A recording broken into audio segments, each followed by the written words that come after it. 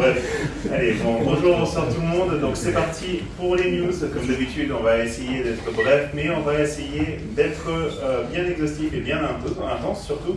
Donc on a eu forcément le I.O. de Google qui nous ont présenté pas mal de produits. Alors, parmi les choses, on peut marquer leur volonté de se distinguer et d'essayer de faire quelque part un système pour les gouverner tous, à savoir ici ils ont fait un modèle avec Gemini Omni qui peut accepter n'importe quelle entrée et peut produire n'importe quelle sortie. Donc vous pouvez faire du voice to vidéo, du texte to vidéo, du vidéo to texte, et ainsi de suite, et ainsi de suite. Et pour le coup, c'est assez impressionnant comme concept et ça demande encore une fois leur volonté de quelque part faire un produit qui est partout, qui est absolument partout. Ils nous ont aussi présenté Gemini Spark. Alors Gemini Spark a pour avantage d'être leur équivalent à eux quelque part du Cloud Cowork, à savoir un agent qui permet de créer des scripts, d'automatiser les tâches, de se connecter et c'est pas trop tôt. Et enfin, on va switcher sur cette fois-ci ChatGPT. Alors, il y avait une belle photo peut-être avec Google, je sais pas. Bref, on va switcher sur ChatGPT, à savoir, il nous présente un concept assez intéressant avec le Dreaming. On connaît tous le concept de la mémoire, à savoir jusqu'à présent, en 2024, ce qu'ils faisaient, c'est qu'ils sauvegardaient des mémoires sur nos comptes, sur ce qu'on est en train de dire, sur ce qu'on est en train de faire. Maintenant, ils veulent faire le concept un peu différemment. Maintenant, ce qu'ils veulent, c'est qu'ils veulent analyser l'ensemble de nos conversations et apprendre en continu de tout ce qu'on est en train de leur dire pour simuler notre poste, ce qui nous intéresse, quel est notre système, qu'est-ce que l'on peut faire. Par exemple, si jamais on va leur dire comment est-ce que je peux installer telle solution, on va dire ah bah sachant que tu as déjà tel logiciel, que tu as déjà telle suite, c'est comme ça qu'on le fait, et ainsi de suite, et ainsi de suite. Et globalement, c'est la V3 de leur solution qu'ils appellent Dreaming, donc Dreaming V3. On va quand même passer à Anthropic. Alors Anthropic a levé 65 milliards de dollars avec leur série H, ce qui fait une valorisation, donc post-money valuation, de 965 milliards, ce qui est assez impressionnant, surtout que c'est plus élevé que OpenAI. Donc quelque part, on voit qu'il y a un petit tournant qui se joue de ce côté-là. Surtout avec leur modèle, bon, il est déjà sorti il y a quelques temps, parce que dans le monde de l'IA, des semaines, c'est des années, à savoir avec le Claude Opus 4.8 Max, qui est parmi les modèles qui aujourd'hui dominent la tendance.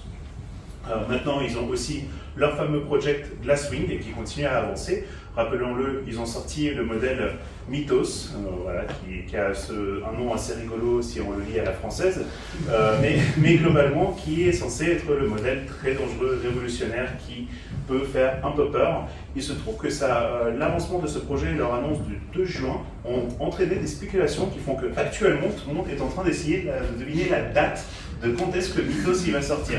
Là, par exemple, il y a 73% de ces personnes qui ont parié de l'argent qui vont perdre si le modèle ne sort pas aujourd'hui.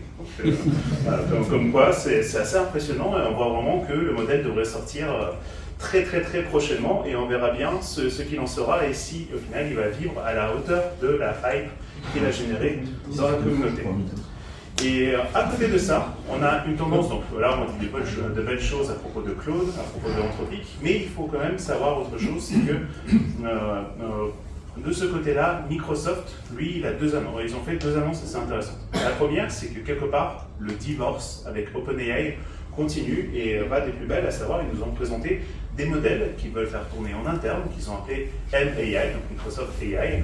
On a un modèle pour le raisonnement, qui est à peu près l'équivalent de Sonnet 4.6. On a un modèle pour du code un peu léger, ça serait l'équivalent de IQ.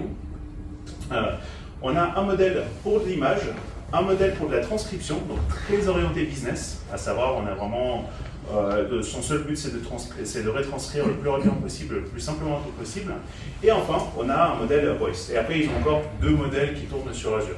Alors pourquoi est-ce que je vous parle de tout ça? C'est qu'ils l'ont fait en parallèle de supprimer pas mal de licences Claude. Il y a vraiment une euphorie de l'usage, de l'utilisation de Claude Code dans la plupart des entreprises tech. Et Microsoft en donne l'exemple, à savoir, il se dit, les amis, on a vraiment constaté un usage très intense qui nous ont brûlé beaucoup de tokens et on ne sait pas à quel point c'est rentable. Donc maintenant, le but du jeu, ce serait justement de trouver un modèle qui est à la fois suffisamment rentable et suffisamment productif. Et c'est peut-être dans cette démarche-là qu'ils ont justement sorti ces modèles-là qui sont censés être plus cost-effectifs. Et bref, un standard de l'industrie qui va continuer à évoluer dans ce sens. Et ils nous ont sorti aussi un autre fonctionnement assez sympa, c'est le Work IQ. Alors, on en parlait encore en 2024. Comment est-ce que l'on fait en sorte de démocratiser quelque chose? Et ben, on fait en sorte que ça soit partie de notre vie, de notre quotidien, tout le temps. Par exemple, comment est-ce que les gens ils ont commencé à entendre parler des LLM? Il y avait l'application ChatGPT, et forcément, ils voyaient leurs proches l'utiliser, eux-mêmes ils l'utilisaient, c'était démocratisé. Là, c'est un peu la même chose avec les agences, c'est-à-dire je pense que cette annonce elle est un peu sous-estimée, à savoir maintenant, l'agentique, elle débarque vraiment dans l'environnement des entreprises. On sait que la suite Microsoft est très populaire et beaucoup continuent à l'utiliser. Et donc, les collaborateurs de toutes ces entreprises qui sont dans l'écosystème Microsoft vont être confrontés aux agents. Nous, personnellement, alors je remets un peu ma casquette cette fois-ci de responsable de contenu et de son déploiement au sein de Bancas Palo IT Academy. Nous, on accompagne des clients qui ont justement des environnements Microsoft. Et aujourd'hui, les dashboards que l'on peut créer ou des applications d'agentique qu'on peut créer, c'est impressionnant. Là, par exemple, on peut faire un dashboard qui va à la fois lire le mail sur Outlook, le calendrier sur Outlook, il va regarder les conversations Teams, il va regarder tout ce qu'il y a au sein de SharePoint, et tout ça, il va par exemple pouvoir le synthétiser sous forme d'un dashboard qui sera interactif, sur lequel la personne pourra cliquer, et ce, sans aucune connaissance technique. Et ça, c'est quelque chose qui est déjà arrivé, qui est déjà là, et dans le futur, la plupart des employés ils vont pouvoir commencer à le palpiter, à le toucher. Et résultat, on aura vraiment cette exposition aux agents qui sera tellement intense que quelque part ce sera plus qu'une hype un peu niche de la part du secteur tech. Et ce qui veut dire que l'agentique va évoluer et va exploser d'autant plus. Et à côté de ça, on a eu, il n'y a jamais des annonces qui vont que dans un sens, Microsoft a aussi revu un peu à la baisse leur abonnement de GitHub Copilot. À savoir, là on a deux comparaisons d'utilisateurs Reddit qui avant avaient un abonnement qui leur permettait de consommer environ 28$ et 49$ respectivement. Et aujourd'hui, avec le nouveau coût par token, on est à 700$ et à 3000$. Donc clairement, on a aussi un peu cet enjeu de, comme on disait précédemment, comment contrer les IA qui sont un peu trop chères et pas assez rentables. On a aussi ce phénomène que l'on voit dans tous les modèles, à savoir, on a à chaque fois, on a un modèle qui sort, on se dit, waouh, le modèle est vraiment, il est cher, certes, mais il est vraiment rentable. Et petit à petit, on ne sait pas si c'est parce que c'est l'entreprise qui le downgrade, si peut-être il y a un peu moins de puissance de calcul, mais on a l'impression qu'il est moins performant. Et ça, c'est quelque chose qu'on voit chez tous les modèles. Là, par exemple, chez un Claude 4.8 qui est sorti, le consensus est qu'il est certes plus performant, mais il est peut-être un peu moins bon pour suivre des instructions. Donc là, par exemple, là c'est un consensus d'un thread Reddit sur plus de 50 commentaires. Et on voit qu'aujourd'hui, la plupart des développeurs continuent à préférer, pour certaines utilisations, le Opus 4.6. Et pour lutter contre tout ça, l'une des voies de secours, ça peut être peut-être le fait qu'on va continuer à développer les agents, les modèles locaux. Donc là, par exemple, on a eu Gemma 4, 12 milliards de paramètres, qui est assez intéressant parce que c'est un modèle qui est local, qui est très léger, il peut être tourné sur n'importe quel ordinateur, et qui a l'avantage de ne pas avoir d'encodeur. Donc pour vous montrer, alors j'ai volé cette présentation, enfin cette petite image qui montre la différence d'architecture, à savoir l'avantage de ne pas avoir d'encodeur, ça permet justement une approche plus directe, plus rapide, avec moins de friction. Et Google, pour démontrer quelque part le fait que justement Gemma 4, 12 milliards de paramètres marche, nous a sorti une application qui est gratuite et qui marche 100% local, qui est une application de transcription. C'est-à-dire aujourd'hui, on peut tourner sur son ordinateur ou sur son téléphone, ils l'ont sorti sur le Mac et sur les téléphones, une application de retranscription vocale qui nécessite uniquement que la puissance de notre ordinateur. Et comme c'est un modèle, c'est pas juste un outil de retranscription, il va reformuler en direct tout ce que l'on dit. Donc il va enlever les E, il va faire en sorte que ce que l'on dit c'est peut-être un peu plus éloquent, et ainsi de suite. C'est pour ça que le nom de l'application c'est Eloquent. Et assez intéressant. Et après, si on le compare, on voit que le modèle chinois Qwen reste quand même très intéressant au niveau local. Donc ce n'est pas, on va dire, il n'y a pas que Gemma 4 dans la boucle.